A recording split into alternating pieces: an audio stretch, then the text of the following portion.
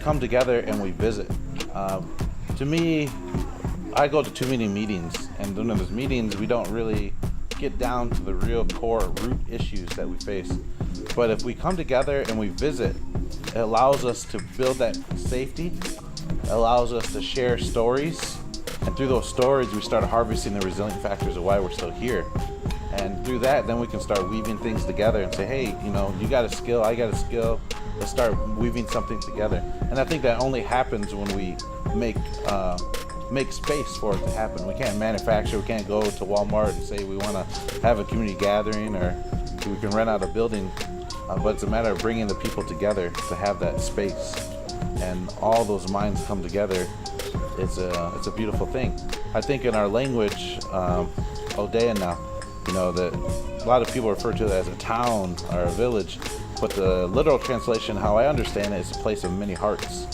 And I think the more that we can replicate places of many hearts, then we're going to have a good mind and do good work.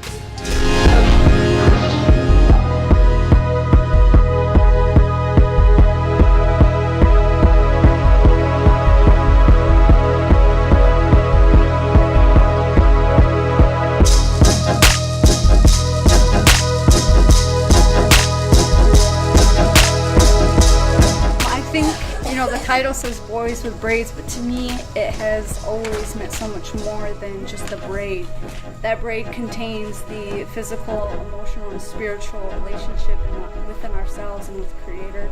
And I think that braid is representing that connection, that ability to thrive and do well in this world with the gifts that the Creator gives us. And coming in a time when those abilities are not being restricted by the outside world, we're able to accept those, we're able to own those, and we're able to represent those with pride. And that's what this event is doing, is the community telling those young individuals that it is your time to reclaim those things, so that going into the future, those things will give you strength.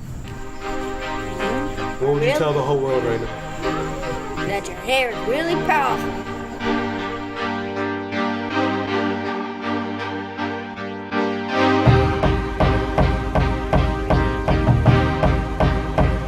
What I enjoyed about today's event was the fact that they were telling the young men about their hair.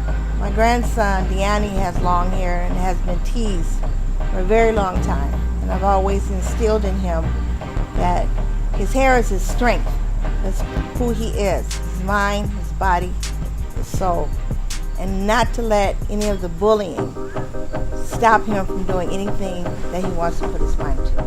I'd like to encourage the next generation, whether it be boys or girls, to continue to recognize that importance of embracing our hair and what it means to us.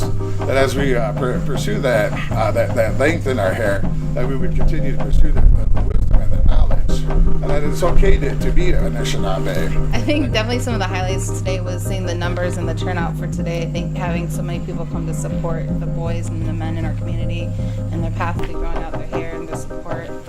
That was definitely one of the highlights, and then all the personal stories of the men and young men trying to grow out their hair and the personal struggles or the strengths that come with growing out hair.